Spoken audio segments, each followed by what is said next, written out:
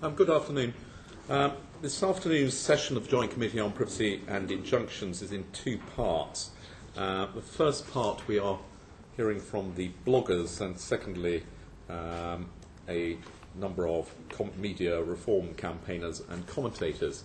But can I start by welcoming Paul Staines, the editor of Guido, Fawkes, Jamie Allen, the managing editor of Holy Moly, Richard Wilson, who is the author of Don't Get Fooled Again and Titanic Express, and David Allen Green, the writer of Jack of Kent. And if I may, at the start, since not every member of the committee is necessarily familiar with every one of the blogs that you write, perhaps each of you could give a brief description of the blog and what is the purpose you see of writing it. Who would like to start? Okay. I write for Jack of Kent blog. I am also legal correspondent of the New Statesman and media correspondent of The Lawyer. I also happen to be a practising media solicitor. The Jack of Kent blog became quite well known for following libel cases, especially the Simon Singh libel case, providing information to members of the public who wanted to follow that case in a responsible way, ensuring that there are no legal problems about publishing various documents. Since then, I have covered a wide variety of legal and other political matters. For example, unmasking Joe and Harry as David Rose, disclosing the WikiLeaks non-disclosure agreement, and other things.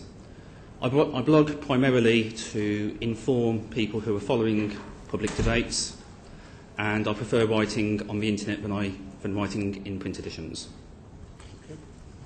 So my name is Richard Wilson, and I would describe myself as a writer who also blogs and tweets. I've written 2 books. I originally started writing a blog to publicise my book, and that's also how I ended up on Twitter. But shortly after my book was published, a couple of things happened. The first was I got a very scary libel threat over something that I'd written in the book that never came to fruition, but convinced me that there was a serious problem with the way that side of the law works. And then secondly, I found that Twitter has a fascinating dynamic, and I became, through Twitter, I became more involved in freedom of speech issues, including following closely the Simon Singh case and doing what I could to support that.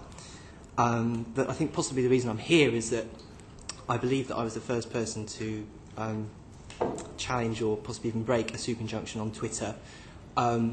The reason for that was just that I happened to see the Guardian article about the Trafigura case in October 2009, and I happened to be, I think, the person who figured it out most quickly, that it referred to a parliamentary question that had been published on the Parliament website that Mr Faraday, I believe, as a member of this committee, had asked. And I put that information on Twitter, and a lot of other people followed suit, and that was part of the chain of events that led to that super injunction being finished. There's one other thing I want to say, which is just about declaring an interest. I'm appearing here entirely in a personal capacity. I'm speaking only for myself. For the sake of transparency, I should make it clear that I have a non-public facing, non-policy related fundraising role with Amnesty International, but I'm not a spokesman for Amnesty, and nothing I say should be taken as any indication of Amnesty's views. Okay, thank you. I'm Jamie East, founder, managing editor of Holy Moly, the world's most amazing celebrity gossip website. And I guess that's why I'm here, because everyone loves reading about celebrities, whether the celebrities want you to or not. My name is Paul Staines. I edit the Guido Fawkes blog together with Harry Cole, who's my junior. A number of you have featured in it, so I suppose you should be familiar with the output. We have 50 to 100,000 readers a day, and we cover politics and the skullduggery that you lot get up to. Good. Michael Dobbs, Lord Dobbs. Can I ask you, I'm being a naive sort of fellow, how do you make your money? How are these blogs financed? How much do they cost, and where does the money come from? The Jack of Kent blog has probably made about £12 in 4 years from Guardian, from Google AdWords. I do that completely voluntarily. Right. It's a template system which is from Blogger. You just basically fill in the gaps and type in the spaces, and it publishes it. For the News of the World and the Lawyer and various other places, you're just paid in the same way any freelancer is. Right. So you don't take any money out of your No. blog? May I ask, do any of you take any money out of your blog? I mean, Mr. Staines, I mean, it seems to me, reading the biographies, that you're probably pretty much a full-time editor on this. Can I ask you how the website works, how much it costs and how much... The actual cost of the hardware and the servers, etc., is probably in the order of £5,000 a year, because it's a commercial site. As you can see, there are loads of adverts all over it. When you have a mass market product, you can make a living. And I'd say about 50% of our revenue comes from acting as story brokers. And some of our best stories appear on the front pages of newspapers without our byline, but our name is on the cheque. Right. Could I actually, just to elaborate on that, you get income from various different sources, therefore, as you have grown? We get probably, these proportions are approximate, I haven't looked at it, probably about half the revenue comes from advertising, just normal commercial advertising, the same as you'd see on the Daily Mail website. And the other half probably comes from acting as a story broker and giving stories to the tabloids in general. And I occasionally write for the broadsheets.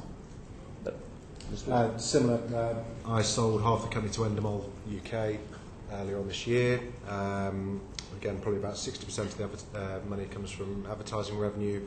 We also provide white label services for third parties who just want some celeb stuff writing, so we write it, again, without our byline. So this is, I assume that it started off rather like Miss Alan Green's, that it was almost a hobby that's grown up into a big business. Yeah. Yeah, I started on a whim. Right. Dare I ask how much in terms of salary is taken out, not necessarily by you, but the people involved in it over the course of a year? I'm not telling you. Why not? What's your problem in telling us? Can I? Because that's my salary. Well, I mean, I thought you were an intrepid searcher after truth. And it seems a little strange that you should be coy about your own personal... No, not really. No?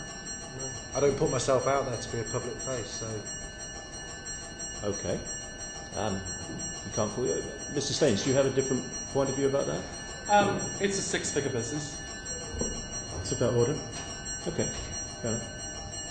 Thank you. Okay. George Eustace. Thank you. One of the arguments that we're trying to get to grips with here is whether it's actually worth improving regulation of newspapers, because one of the things people say is, well, the bloggers will just leak everything anyway, so there's no point. I just wanted to try and help us get to the bottom of that, whether you can say how many unique followers you've actually got on each of your websites, in terms of your readership, and whether you know that information. Yes, I have. I've got about 19,000 people who follow me on Twitter, and I will average between 300 and 3,000 hits per day, depending on the type of article I follow. A lot of that will be people who just happen to see it because it's been linked to by somebody else because it's particularly newsworthy. It's not, in my experience, like a newspaper where you have fairly consistent readership levels. It usually does peak when you've got something worth promoting. As regards its relationship with newspapers, my view is that Twitter is highly effective for distributing worldwide and immediately information which is provided to it by somebody else. And in respect of the super injunctions issue, the two sources of information which got treated around the world immediately were not treaters. These are people who put the information there, like meat in a piranha tank, and then realised what Twitter could do to send that information around the world. And so with social media, it does tend to peak when there's something interesting, and something highly interesting, like an alleged super injunction, will lead to a hell of a lot of hits. I've got around 4,000 followers on Twitter, maybe a couple of hundred hits a day on my blog. Twitter's probably more important to me, and I'd echo what David said. What's significant about Twitter and how it differs from a lot of other media is that it doesn't take very long to build up a big audience. If you happen to have something of interest to say, that you can quickly suddenly find yourself with tens of thousands of followers. And that's why I think the regulation problem is such a challenge, because you never know where the next person breaking a super injunction is going to come from, because if they just happen to be the person that has that information at the right time, then they can quickly find an audience. Yeah. The number of followers is strictly irrelevant. If you have got a single tweet which is of any interest, it will go around the world very quickly, regardless of how many followers that particular tweeter has. I'd maybe compare it to graffiti. It's like anyone can write graffiti on a wall, but now potentially anyone in the world can see that wall, and that's the challenge, I think, for trying to control it. I've got about between 55 and 60,000 Twitter followers across a number of accounts, which serve about 6.5 million page impressions a month to about 1.6 million people. I kind of agree there. If you either do it or you don't, there's no real... The size of a blog doesn't matter, because the blog can go from 0 to hero within about an hour, depending on what they're writing about. The same can go for a Twitter follower or whatever. So the scale of the blog is largely irrelevant. It's the fact that they're a blog that is relevant. I used to think Twitter was a fad that wasn't going to last, but now I've got 50,000 followers on Twitter. I'm very enthusiastic about it. We have 50 to 100,000 daily readers, impressions. It can, at its peak, for instance, during Smeargate and the Damien McBride emails, go to 100,000 an hour. I think my traffic is sort of comparable to the Spectator or the New Statesman. And would it be fair, as all of you said, intrinsically you've got quite low levels of readership. Would it be fair to say that when you get those big spikes, it's largely driven by mainstream media? In the case of Damien McBride, for instance, that was suddenly on Sky News, it was running on the broadcast bulletins, it was in all the newspapers, and that therefore drove traffic to you. Perhaps in the case of a footballer who's got an anonymised injunction, the fact that exists creates a sort of hunger that you then step in and fill. Is that? I think search is the biggest source. So people will search for Damien McBride or whatever was the story of the moment, and they'll find you that way. And Google is very intelligent and knows where to go. So when we do have those kind of spikes, it's usually the key word that's the cause. And sometimes that key word might be Guido Fawkes' blog because they've seen us on TV or something. In my experience, stories which the mainstream media are not touching. So, for example, libel cases where newspapers invariably go into radio silence, I will responsibly publish the materials relevant to it, and I will often be the only source on that libel story. And that's the same for other things which are legally sensitive. So it's the opposite of what you're suggesting in your question. Some bloggers have peaks because of things not being covered in the mainstream media, not as a knock-on effect of things being in the mainstream media. Can you just define the word responsibly in that context? Yes, of course. One has obligations under the general law of the land. I have specific obligations as an officer of the court. When I'm publishing court materials, I make sure they are materials which I have obtained or could obtain from the Public Record Office. I publish within the law of contempt and of libel. And I would say, like many other legal bloggers, we are extremely responsible about how we present legal materials. Often more responsible than tabloid journalists. Just coming back on this similar point about whether it's worth our while trying to improve regulation of newspapers. The other thing that's quite often said is that there's a kind of pecking order of credibility, that broadcast media is the most regulated that we've got, but it's also the most trusted by a country mile. Newspapers are not really trusted as much, but they've got the sort of Wild West culture and a more flexible regulatory environment. And then bloggers at the end don't have any real constraints at all, but the levels of trust are even lower still in terms of what's written. Do you think that would be fair? Not quite as low as politicians, though, is it? I think, with my blog, it's not Reuters, so we have a lower threshold for reporting some things, and the nature of gossip, which is what we specialise in, is that often you have to go with one source. But blogging in general, science bloggers have more credibility than generalist science reporters on broadcasters. And, much as it pains me to say, I think Dave Allen Green is quite good at legal reporting, better than some generalist reporters in the law courts. So it's not always the case. I would say that blogosphere is very similar to how one would imagine 19th century city to be. A lot of it is based on reputation. It's not an enforceable reputation. You don't have a right of action to credibility. You can't go to court and defend and vindicate your reputation. It can be lost in an instant if you do something which is misconceived.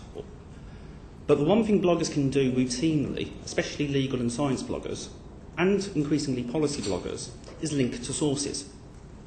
And that so helps credibility. If you do not believe what I am telling you about a case or the CPS guidance, then you can link and look at it for yourselves. And so, yes, you are right, there is that hierarchy. People feel more comfortable with broadcast media than with newspaper media.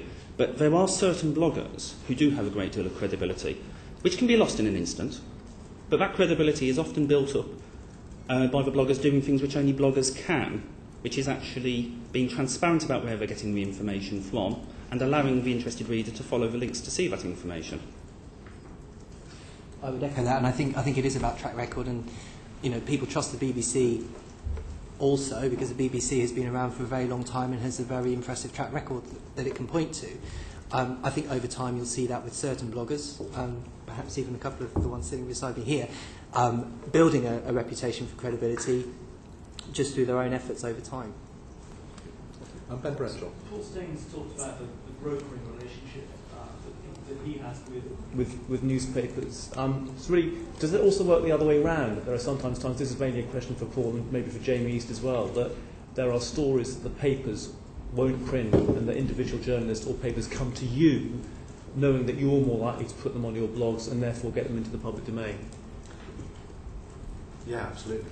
It's very much a working relationship with from editors down to showbiz reporters, from my part anyway, down to just newsroom people. It happens less and less nowadays, I think, but certainly kind of 4 or 5 years ago, sites like Holy Moly or Popbitch or several similar kind of size websites would be used as kind of the testing ground for a story, which papers would then report on because the nasty internet people had done it. So it made them able to write about it. The fact that we'd written about it, which worked well for both parties for quite a while.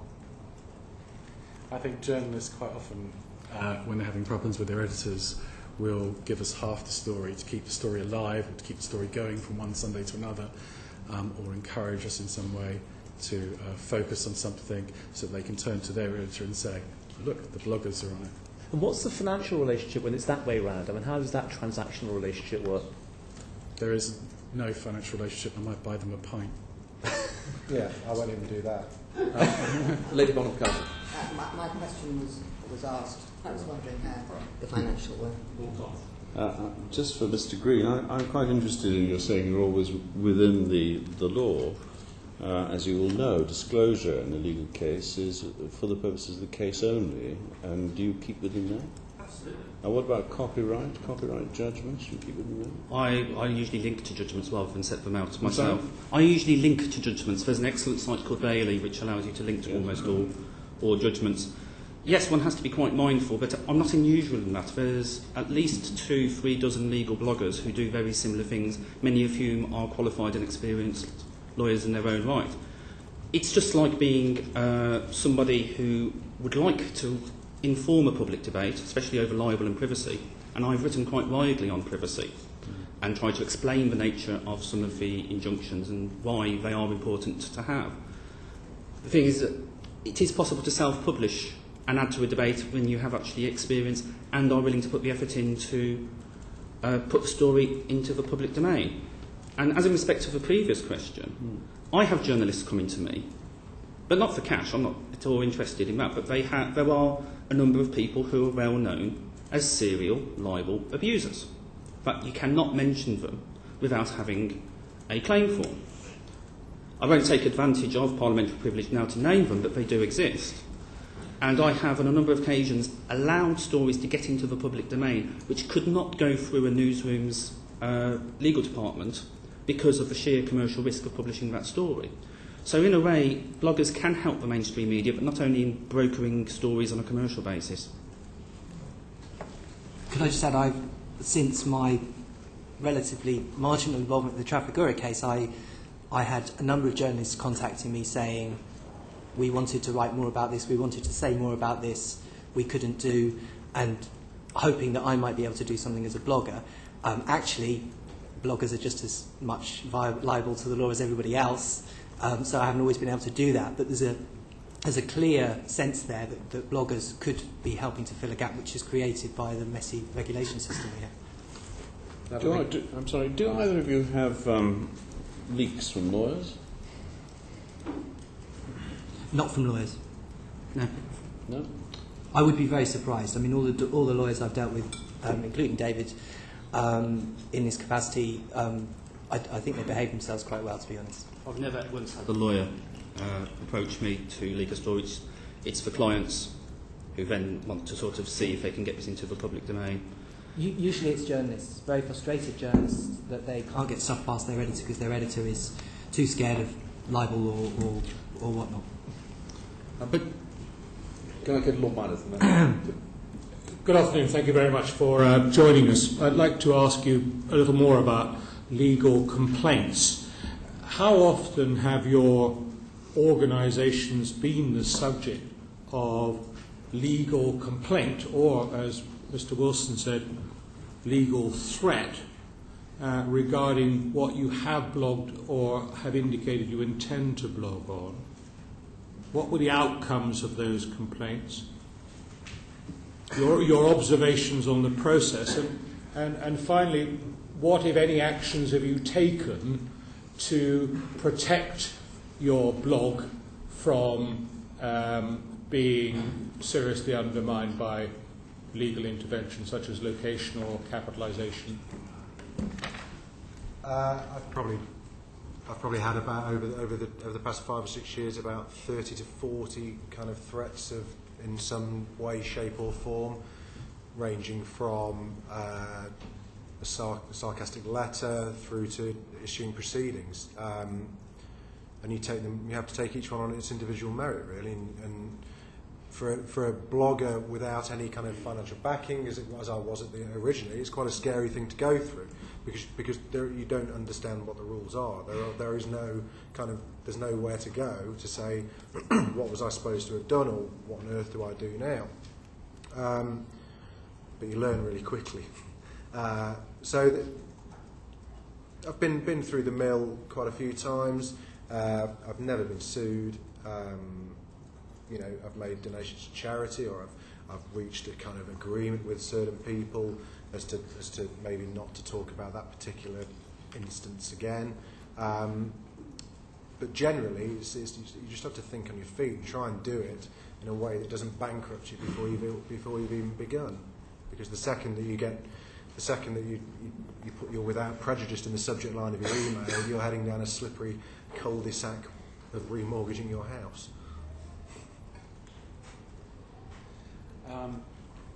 Over the 7 years we've been going, we've had dozens of letters before action, lawyers' emails, legal complaints, etc., etc.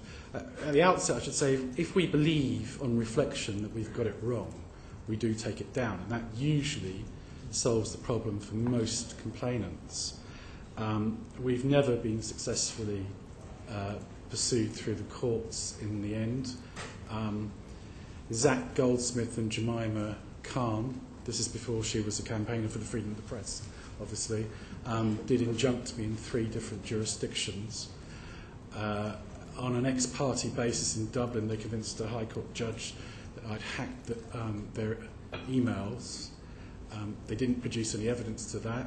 The judge gave their counsel a severe telling off. Should say that in Ireland, you're not allowed to get into whom it may concern injunction, as you are here.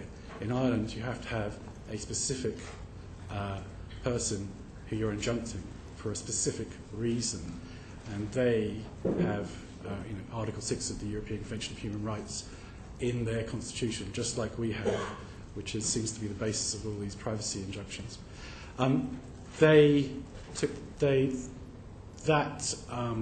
Those injunctions have fallen by the wayside, so I would say we've never been successfully sued. In 4 years, I have never had a letter before action, and I've only ever had one bare legal threat and I referred that person to the hallowed case of Arkle against Prestra straight away. The problem, which is often the case with bloggers, is that powerful individuals go after the internet service provider that hosts the blogs and often get posts taken down without even engaging meaningfully with the blogger to find out whether there's a right of reply or anything which would actually be a constructive approach. Firms of claimant lawyers who commercially tout themselves as dealing with so-called reputation management actually sell this as a service. And it's illiberal, and the new libel reform bill should actually attack this problem by making it more difficult to threaten a libel case. So libel is a problem for bloggers, and legal threats is a problem for bloggers, but that said, almost all responsible bloggers, even on political and legal matters, can write responsibly and are not threatened by libel claimants. I've had 3 libel threats, one from an arms dealer, one from an employee or former employee of Carter Ruck, and one from the Member of Parliament for North Oxfordshire. And I've always just taken the information down. If I had to fight a case, I would go bankrupt. That would be the end of the story. The most serious threat I had was over something I wrote in my book, and I would have been prepared to fight that one even if I'd gone bankrupt. Happily, I didn't have to. Lord Jambury. I think most of this is your reaction to the law of libel. Can I get back to the law of privacy? And whether, as the law has been developing, this has affected the way you operate, whether you take legal advice on issues to do with privacy at any stage, and whether you've ever pulled a story for reasons of privacy as opposed to libel. Well, I'm not aware of Parliament ever debating a law on privacy. Could you explain that to me? I'm thinking of the impact of the Human Rights Act. Article 6. 8 and 10. The right to a family life, that one. The right to privacy. You have to help me here. I'm just not aware of the right to privacy. Well, which law are you? I don't know. The right to privacy is now established in law as a result of the judges making law from the bench ruling. Well, as a result of Parliament passing the Human Rights Act, incorporating the European Convention. I'm not a lawyer, but I don't remember Parliament ever debating a right to privacy. I think it actually did come up during the course of the debate on the Human Rights Act, which is why Parliament... As you can see from my answers, I don't pay any attention to the right to privacy, which I'm not aware of it Does being it follow sanctioned. that if Parliament did discuss it and debated it and passed a law, that you would then obey it? I don't think so. I don't think there's any public interest in keeping the truth from the public. I actually, for once, share Paul Staines' view. There isn't a law of privacy. There is a tort of misuse of private information. I think the House of Lords in Wainwright made it absolutely clear that there is no self-standing law of privacy. For example, there is no way anybody can defend their own personal space using the tort of trespass to a person. But there is a tort of misuse of private information, which is basically the old law of confidentiality supercharged by the Human Rights Act, which gave further effect to the European Convention and recognised that it would have effect by enacting Section 12 of the same Act. So you do have this misuse of private information. Super injunctions, supposedly, are a new thing. In fact, the jurisdiction of the Court of Chancery to give injunctions to protect confidence was always wide-ranging. The only difference is that Article 8 made it possible to grant one of these in respect of rights to privacy. But the problem for bloggers, unlike newspapers, is that we are not given notice of the terms of those injunctions. And so you are in the awful situation, as a blogger, or anybody who's self-publishing, to know, or perhaps know, or suspect, or be told that there is a super injunction, and if you publish something you might be in breach of it, but not to have been given any notice of the terms of that injunction. That must be an unsatisfactory situation because it inhibits free speech without people being able to regulate their own conduct in knowing what to publish and not to publish. And so we have this strange situation where we do have a sort of privacy law which sort of protects privacy rights, which sort of is effective, but only if you have notice of the terms of that privacy injunction. And as more and more people self-publish, that is not a sustainable situation, it seems to me. So what's your answer? The answer is I have never been threatened with privacy action because I don't write about people's private lives, so it's never been a particular issue for me. But I have written a great deal about privacy law, and I have followed the super injunction debate quite closely, and have realised that it actually is an unsatisfactory position for the blogosphere because how do they know they are breaking the terms of a court order? Bishop. Many countries have signed up to the European Convention, and Article 8 does grant a right to privacy to everyone, is the expression in the article. Could you tell us something about when somebody is accorded so-called celebrity status, how that right of everyone to privacy gets qualified by the attribution of celebrity status? From my point of view, if the celebrity has used part of their private life in order to become a celebrity or to maintain celebrity, then I tend to ignore that right to privacy. Put quite frankly, yeah. If they're using an example, if a celebrity's got married and has sold the rights to their wedding for hundreds of thousands of pounds, then I find it a bit hypocritical then to not be able to discuss the fact when they're caught having an affair or something like that. So was that even the question? Sorry if I've got... Well, I can see the specific case of hypocrisy or whatever that can arise in those circumstances. But somebody who just happens to be a celebrity because they happen to be a well-known footballer or pop star or politician or whatever, but who hasn't engaged in that sort of activity, engaged in purely private activities, not directly connected with their public role. On what basis, given the conventional right to privacy, does one have a right? Princess Caroline case was a classic example in the European jurisdiction, which was simply photographed in the street, and the European courts have upheld that she had a right to privacy, even though she was known as a prominent member of the royal family.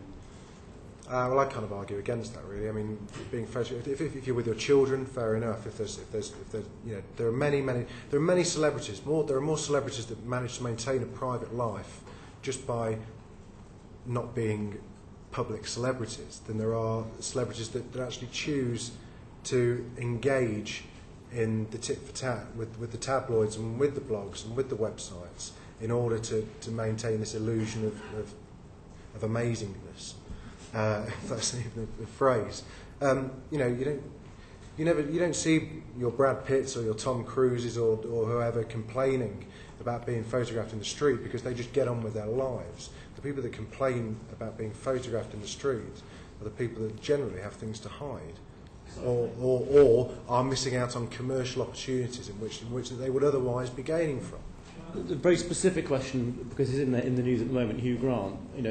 Because he grants an interview to a newspaper to publicise a new film from which the film company obviously benefits, he benefits, and the newspaper benefits, does that then mean that he has made himself fair game for every aspect of his private life? No, not really. No, because he's always made a very public stance for many years that he does not like tabloid intrusion or paparazzi or press photography. So Kate Moss is another very good example of a huge celebrity that does actually, believe it or not, maintain quite a good private life, and with the very rare exception she gets caught on the wrong foot. Her child has never been photographed in public, except for at her wedding, when the mother chose to allow her to be, because she was a part of the wedding party. So you can make that decision, and Hugh Grant's an example of someone who does make that decision right from the off. Whereas there are many other celebrities. You can't do a little bit. You can't do a magazine spread with your kids in your home, smiling sweetly for the cameras, and then cry foul play when a photographer takes a picture of you walking down the street. It doesn't quite work like that, unfortunately. So make the decision from the beginning, not halfway through. when it stops you from making money out of it.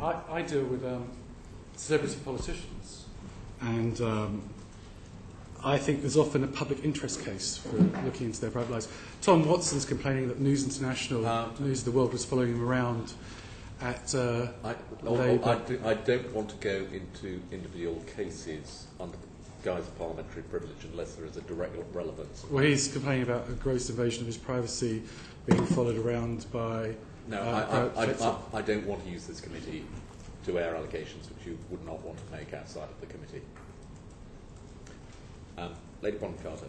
Mr. East, at the beginning of this session, said because he was not a public person, he was not willing to tell Michael Dobbs his salary. Yes. Then Mr. Stain said he didn't believe there is any such thing as privacy. Now, would Mr. Staines publish Mr. East's salary? Of course it would. I don't think my readers are interested in his salary. They're interested in your expenses, but not his salary. So no, it wouldn't fit my audience. I think the best way of looking at this is not to look at the celebrity or otherwise of the person affected, because that's not how the law works. Although, yes, Article 8 has effect in English law, it has no direct effect. It has to hook itself onto some part of substantive law, either civil law, such as confidentiality, misuse of private information, or even the criminal law, like harassment. And those areas of law attach themselves to the information. So the question really, I would suggest, is not the celebrity of the person affected, but the type of information which is actually going to be disclosed, regardless of the celebrity of the individual. And then you will be able to protect core privacy, and almost everybody would agree that people are entitled to private life. I would say that thinking about the celebrity of the person affected is not the right way of looking at it. You've got to look at the information which is going to be published. He doesn't agree. If I'm right.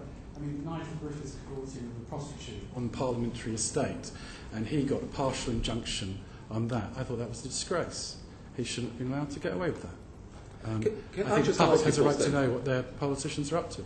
But, I mean, from your answer you gave earlier, you essentially seem to suggest that you felt that you should be able to publish whatever you liked on the basis that it's true, and that it's up to you to decide whether or not it's publishable, and no individual has a right to suppress anything that is true. Is that correct? I think broadly, but I don't exactly agree with what you just said, but broadly if it's true and there is a public interest, I don't think that freedom should be curtailed. And the public interest is determined by you?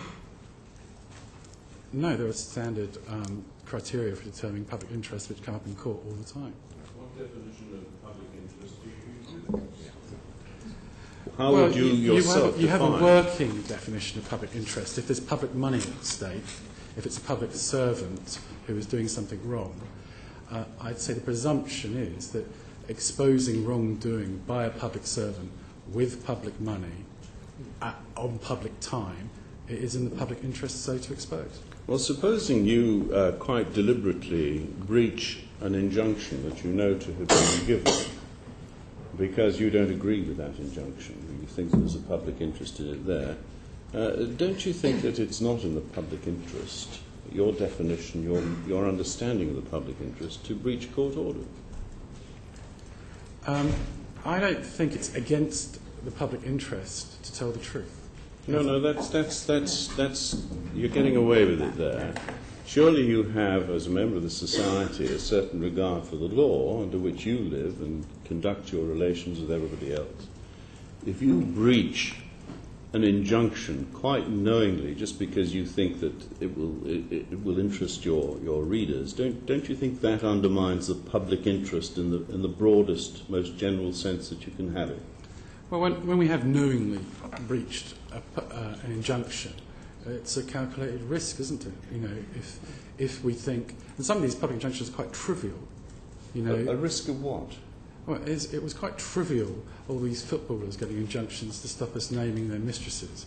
I don't think there was any public interest served in that. I don't think the drafters of the European Convention on Human Rights ever imagined in their wildest dreams, in the 50s, when that law was designed to protect people in Soviet countries that were being under persecution of oppressive governments, that it's going to be used as a fig leaf to cover up their extramarital blushes. Never mind about Soviet countries. In this country we have a legal system to which no doubt you ascribe, and a judge has the job, in a particular case, on a set of facts, of balancing the freedom of expression in Article 10 against the right of privacy in Article 8. And he comes to a decision on all the facts that he knows. You are prepared, as I understand it, to say, well, he's got it wrong, even though you don't know everything. And you are prepared to breach an injunction, and you still consider that you're acting in the public interest. I don't follow the logic of that, or the morality of it if it comes to that. Well, then we'll agree to differ. Well, in other words, you can't answer that question. What's the alternative, though? I mean, if a judge, for example, in the Trafigura case, passed a law suppressing a confidential leaked company report which appeared to show that the company knew that its toxic waste could have caused deaths, and at the same time the company was denying that it caused deaths, even though it had been widely reported that there were 15 deaths in connection with this toxic dumping incident. And a judge passes an injunction saying nobody's allowed to talk about that, and then we have a news story on the Guardian website saying we've been gagged from reporting Parliament. Are ordinary people supposed to sort of just sit there and nod and say, well, the judge knows best? Because I think that's not the tradition of our country. I can see the conflict that you're highlighting, but what do we do if a judge makes a decision that appears to be a really, really poor and unjust and inevitable decision? Appears to you when you haven't heard all the evidence, of course. Well, nor do you know the length of time that injunction has been imposed for. I'm not, the Trafigura case is a very interesting case. It gets us away from footballs. But there a judge passed or made an injunction which was breached by a member of Parliament, who unfortunately isn't with us. Don't you think it's the judge who should decide? I think you're absolutely right, and I think one of the most interesting questions that came through before the session was to do with the public interest in the rule of law. But I'm going to make an embarrassing omission. I looked up the rule of law on Wikipedia, and it referred to some other sources, including the International Bar Association and the UN. And the UN definition of the rule of law makes it very clear that open and transparent and accountable justice is integral to the concept of the rule of law. And I think one of the reasons we have this problem is that the super-injunction phenomenon is an example of secret justice. And so I think a judge who passes a secret edict in a secret hearing is undermining the rule of law more than a blogger who finds out about it and seeks to challenge it. You talk about open and transparent justice, and we'll all run the flag up for that, but you must admit there are exceptions to it. For example, when you're dealing with children. And once you admit that there are exceptions to it, isn't it for someone who knows all the facts and has heard the evidence and knows the legal principles to come to a conclusion? Well, I'd be interested in Mr. Greenfield. My Lord, I think the best way of looking at this is to realise that people on Twitter and in the blogosphere do not breach court orders by themselves. I'm not aware of any example where some tweeter or blogger has gone off, found out the terms of a court order, and has then gone forward to actually just do it under their own volition. In all the examples of which I am aware, it appears to me that somebody, possibly within mainstream media, has leaked that information or has put that information into the public domain in a jigsaw way and then left tweeters and bloggers to get on with it. And it may well be that in respect of certain tweeters and bloggers you will have arguments about, well, I know the public interest better than you. But the simple fact is that once the decision is made to put this information into the public domain, that is what will instantly follow, because that is what Twitter and the blogosphere are like. They will take this information, they will publicise it, and they will analyse it. The key question is the responsibility of those individuals who are passing that information to the blogosphere and Twitter, or publishing articles which it takes about 30 minutes at most to decode, such as the Trafigura story. I did not breach a Trafigura injunction, But once I saw the article published by The Guardian, I was able to work it out for myself, I think possibly quicker than Richard published it. It was just possible to do it. So putting the onus of justification on the bloggers and tweeters, I think, may be a misguided approach. That is what will happen if somebody themselves breaches a court order or attempts to frustrate a court order by putting that information into the public domain by one way or the other. Earlier on that there's no tradition, I think, if I understood it correctly, of accepting that judges are most of the time right. Would I be right in thinking that, as far as you're concerned, there's never a justification for a so-called super injunction? There couldn't be. I wouldn't say that was a fair characterisation of what I said. I said we don't place blind, absolute faith in figures of authority. We question and we criticise and we debate. But on the question of should there be a super injunction, I think on balance, a society where there can be super injunctions and they can be abused in the way that they've been abused so horribly the last couple of years in this country is worse than a society that doesn't allow courts to pass secret rulings about this in this way and then deals with the consequences. I think we have to deal... It's the lesser of two evils. I accept that there are cases where it can be harmful for information to get out in the public domain, and I think we need to do what we can to try and prevent that, but I don't think super injunction is an appropriate solution.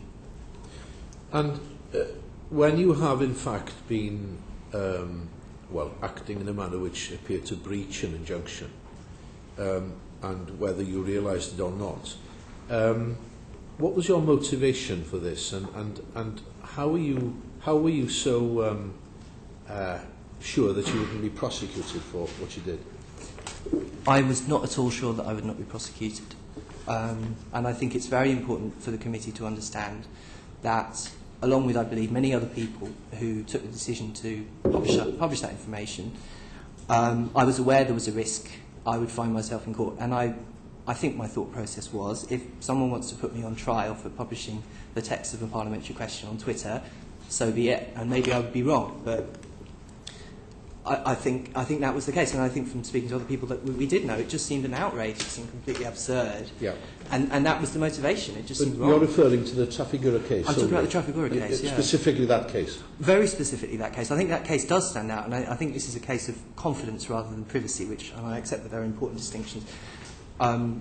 I think the cases of confidence I'm probably more concerned about, because we're not talking about an individual person. You're talking about a large company trying to prevent embarrassing information coming out. I've got a lot of sympathy for the desire to protect people's family life. You know, I would take a slightly different view from other people on this panel on that. But even in those situations, I would say that I don't think a super injunction is appropriate. Martin Hall. Yes, I just want to bring Paul back to something you said almost in passing, which was potentially quite important actually, which is that you seem to suggest in the case of the footballers that the public interest test shouldn't be applied to the revelatory story, it should actually be applied to the injunction. So in other words, you would ask somebody trying to bring one of these injunctions not just to prove that there was their right to private and family life, which is the phrase in Article 8, but that the granting of the injunction had to be in the public interest on a wider basis. Is that really what you meant? I think you've summarised it quite succinctly. I mean, everyone recalls the Trafigura case. I wonder if people remember the Merrill Lynch memorandum about Northern Rock, where Merrill Lynch produced for the Treasury a memorandum saying that saving Northern Rock might cost $50 billion. The FT published it. Within an hour, it was injuncted and removed. I think when $50 billion of the public's money is going to be spent, it's sort of in our public interest to know about it. Forgive me, but that's going back to the one that we all agree on, that the story itself was clearly in the public interest. Well, the judge didn't agree, did he? So well, but no, indeed. I mean, that's a genuine issue. But I suspect you'd have a lot of sympathy for that view here. But the case you actually mentioned was the one of the footballers, where you were, I think, saying that it wasn't sufficient to prove that their private interest was genuine in keeping something confidential, but there had to be a public interest in keeping it secret. Is that right? Yeah, I think you summarised my position. Okay, in that case, can I ask a little follow-up, which is that if if we managed to define the public interest sufficiently generously, so that it clearly excluded skullduggery and hypocrisy and so on, and if we were sufficiently limited in our interpretation of privacy, so that even you were happy that there were some stories that shouldn't be made public because they were clearly private, clearly not in the public interest, would you see it, do you think it's right for there to be any statutory or legal framework to protect those kind of stories from publication at all? Well, I'd look at the United States where they have the First Amendment, which would prevent any of this kind of suggestion of privacy injunctions happening, and that country seems to function quite well, even though it has the First Amendment. And I don't accept that there should be privacy injunctions to protect people from embarrassment. There's loads of things I don't want my wife to find out, but I'm not going to get out an injunction to prevent her finding out. It seems to me that it's not very often in the public interest, perhaps in cases of family law where it would be prejudicial to the children, or perhaps in sexual offence cases, maybe, that's a different argument. But in most circumstances, I cannot imagine privacy injunction being in the public interest. Okay, well, to just support Lord Thomas's point a little bit then, if even in that very narrow set of circumstances where children were involved and there was the interests of completely innocent family involved, would you then support some kind of statutory or legal framework to enforce that? If it was very narrow, but I think the ECHR was originally drafted with something very narrow in mind, and I don't know if the committee's studied the situation in Ireland, where although there's not a body of law and cases as much as there are here, they apply that provision in the ECHR to journalists who steal pictures off the mantelpiece, when there's been a death, or hack into voicemails, etc. Those kind of things. They don't. The right to privacy, the right to family life, isn't said to include, right for the public not to know that you've cheated on your wife. Lord Gold? What's troubling me is this really.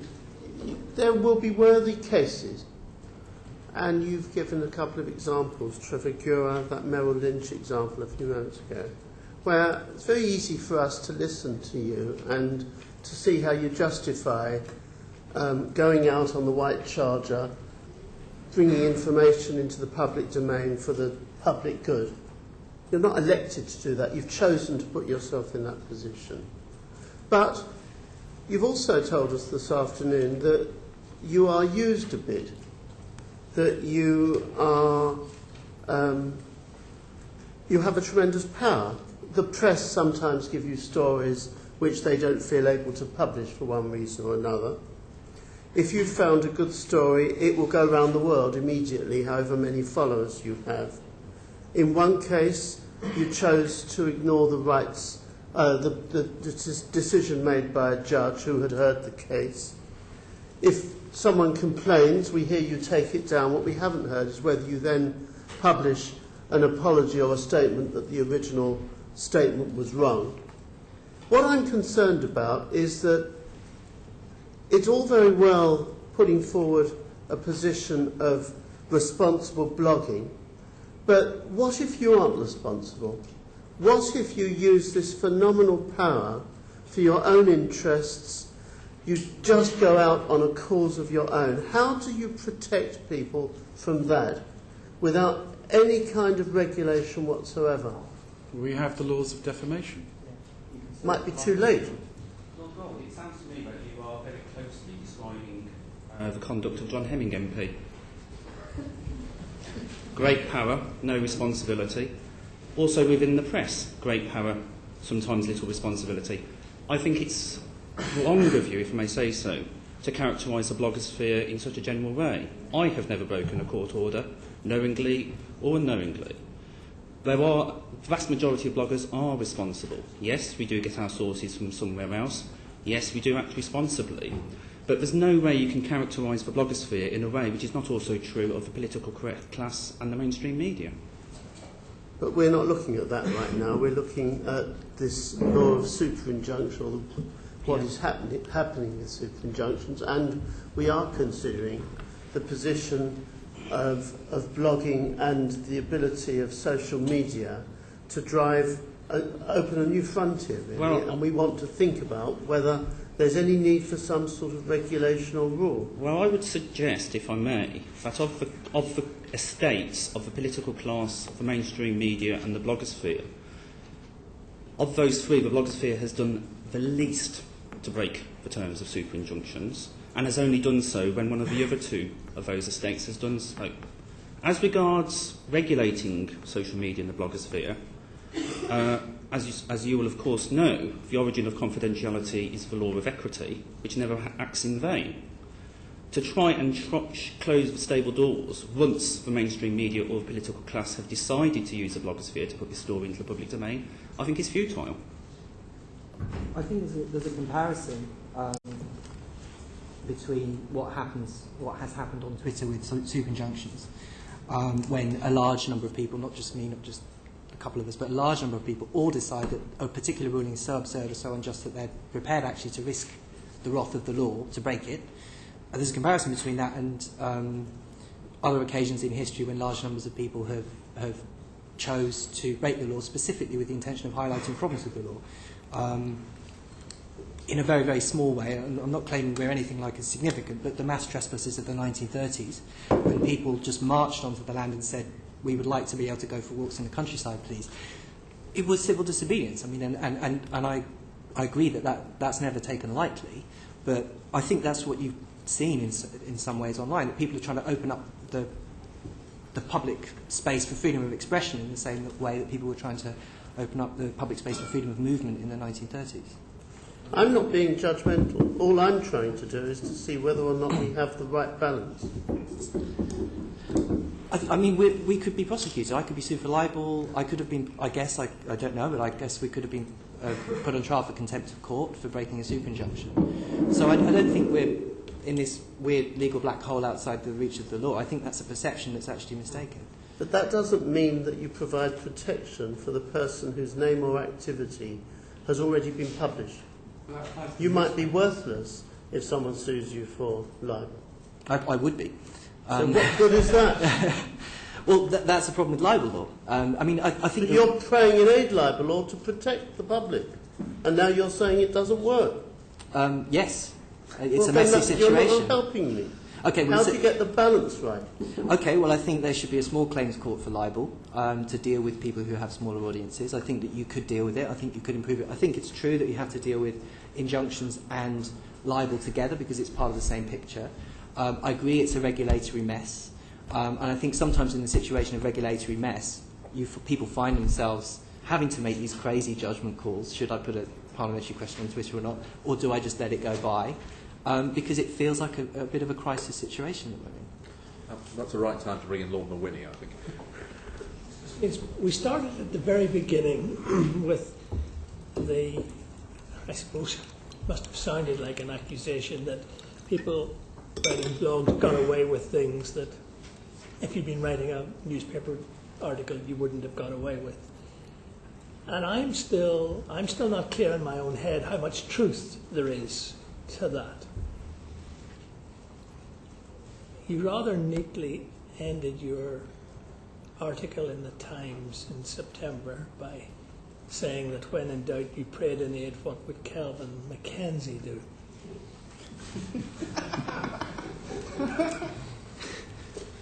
I know, Kelvin. It's an interesting question.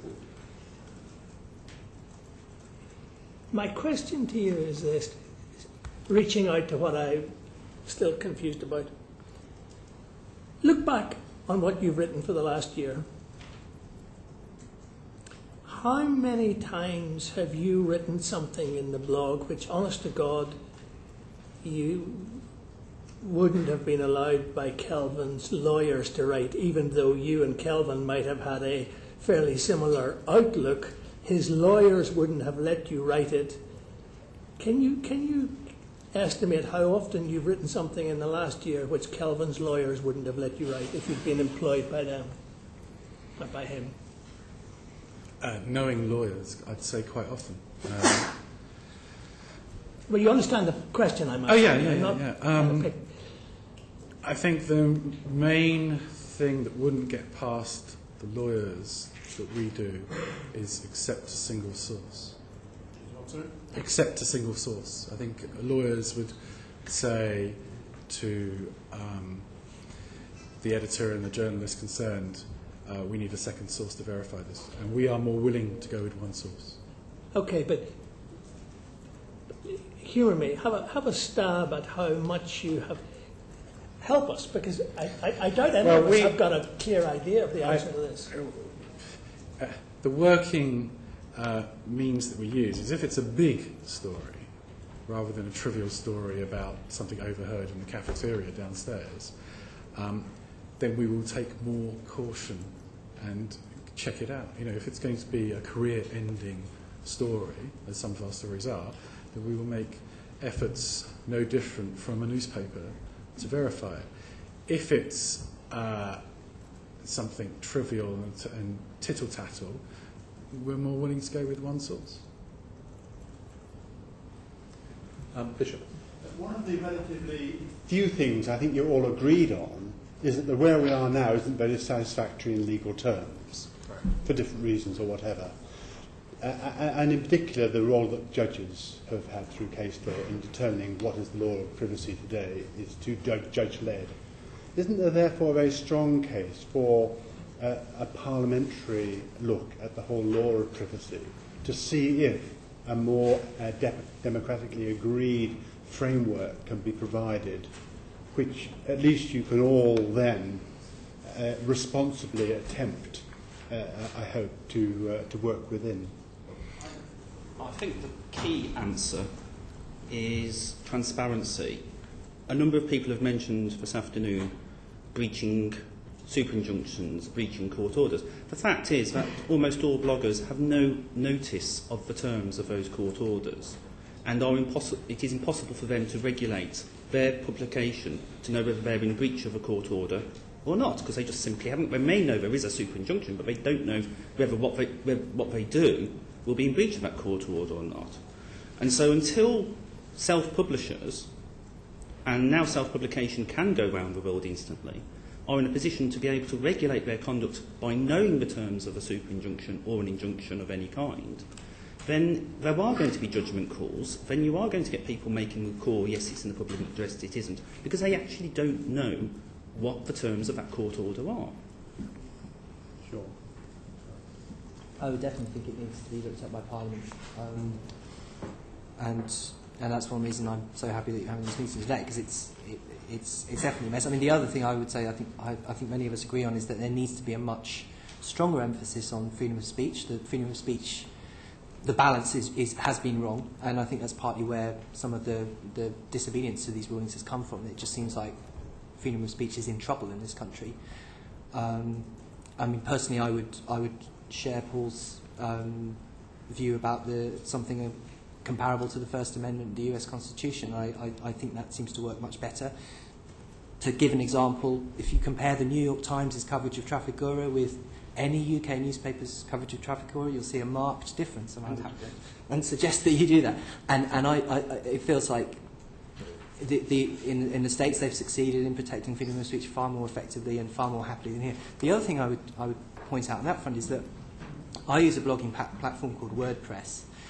Most of the big blogging platforms are US based, and part of that is because it's very difficult for businesses who want to be internet providers in this country to function in the current environment because the protections just aren't there.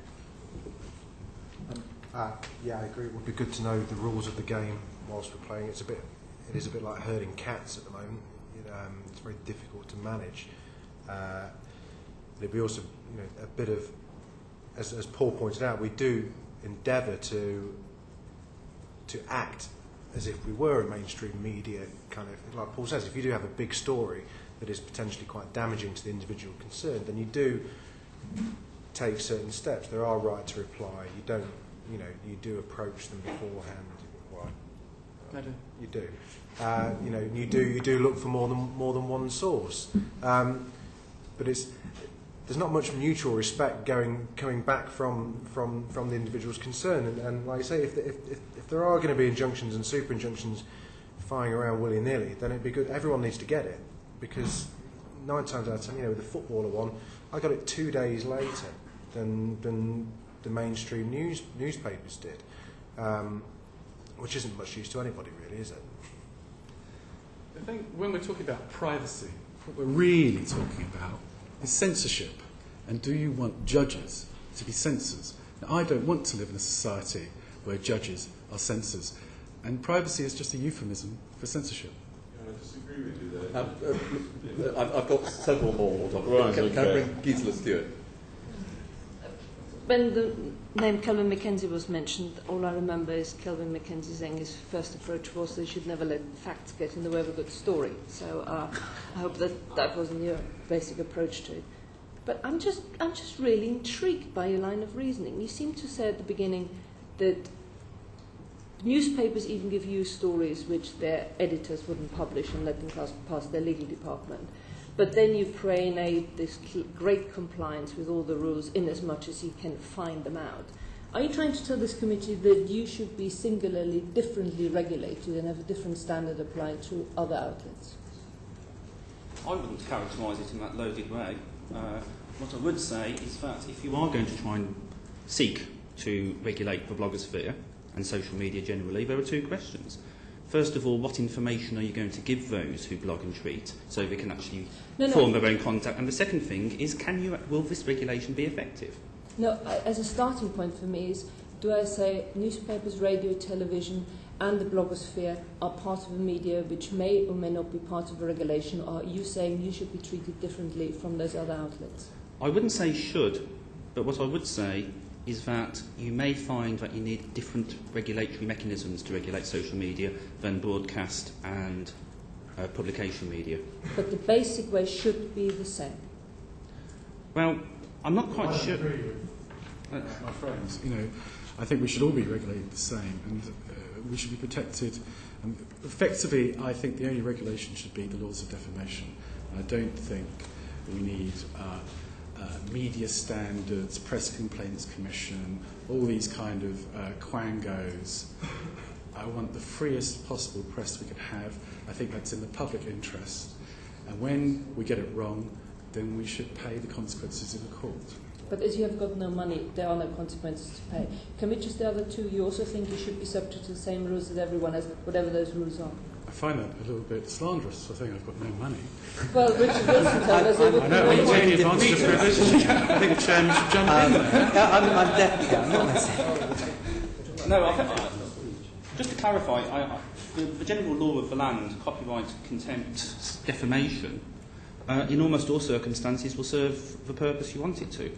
So yes, same law for everybody. But if you're going to have any specialist media regulation, you're going to find it very difficult to apply it in the same way to social media as you would do to mainstream media. It isn't quite the same law for everyone, because it's very expensive to bring proceedings, and therefore it may be those who can bring defamation proceedings are the wealthy people. Regulation might help those who cannot go to law. Well, the experience of a blogosphere is actually very different from what you've just suggested. The libel cases which have caused the most problems are ones brought by litigants in person.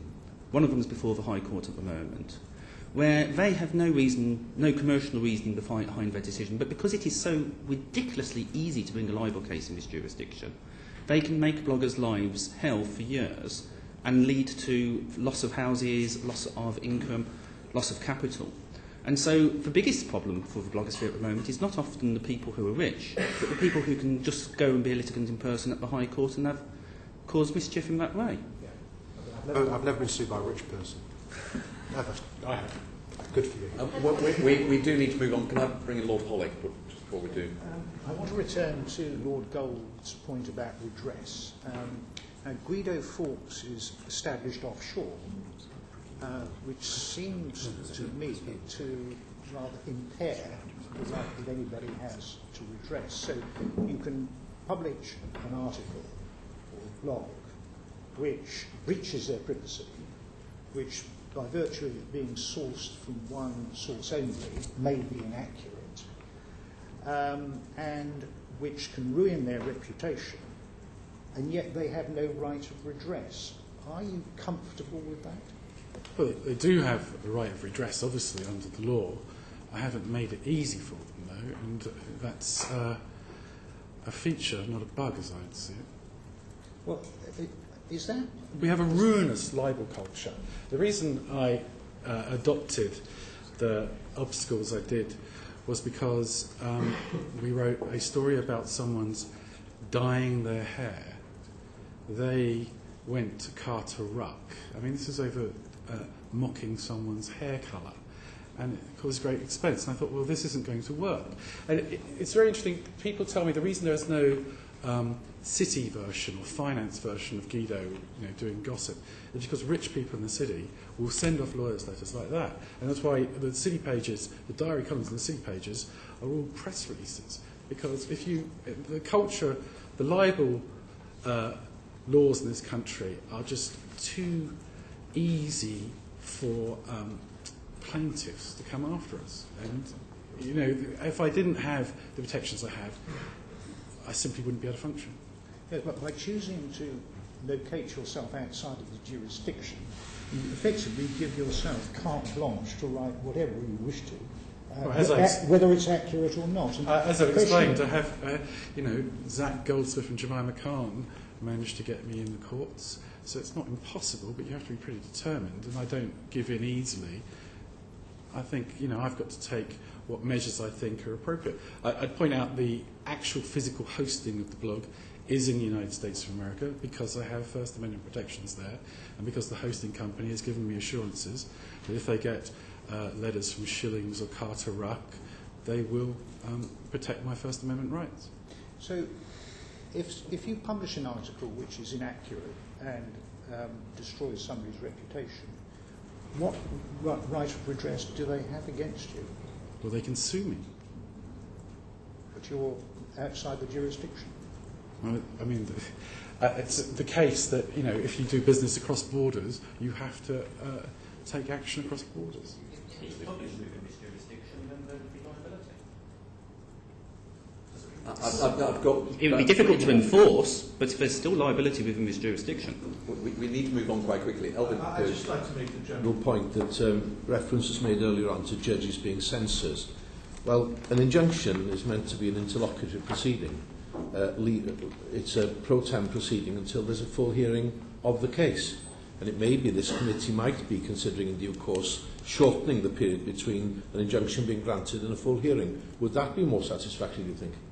But the only injunction granted against me was done ex parte. I wasn't even aware that it was being sought. No, that's not the issue. An injunction is meant to be a temporary proceeding leading to a full hearing. And if, for example, between the date of an injunction being granted and the full hearing of the issues in that case, that were shortened, would that not be a step forward? That would be good if it could happen. Of course, though, claimant solicitors in the city are very good at getting those interim injunctions, which then effectively become a remedy in themselves because everybody then just gives up and the substantive case then falls away. But yes, the speed to which you could actually get to a final disposal of the case would be very, very, very welcome. And there are problems about these interim injunctions because, as I mentioned earlier, people, especially self-publishers without legal departments, are not able to regulate their conduct because they don't know the terms of those injunctions. And so the speed to actually final disposal of a libel case, with a privacy case, would be very welcome indeed. Last, very small. Paul just said that the city has or people in the city have money, so that creates a chilling effect, which slightly contradicts what Jamie said. But you said you hadn't been sued by a rich person. I mean, is Lord Gold right that whether we're talking about libel or what we're supposed to be talking about, which is privacy, that it's a law that protects wealthy people at the moment, as to how in practice. The difference to what Paul said and what I said was that a lot of celebrities have ambulance chaser solicitors that wouldn't go on the no-win, no-fee basis. So therefore, it's no skin off their nose to start firing it out. And we don't have that. We don't have that luxury to do it in reply. Whereas what Paul's saying is in the city, they don't need the no-win, no-fee. They'll just dish it out willy-nilly, so to speak. We're going to have to move on to our next session. So can I thank all of you very much.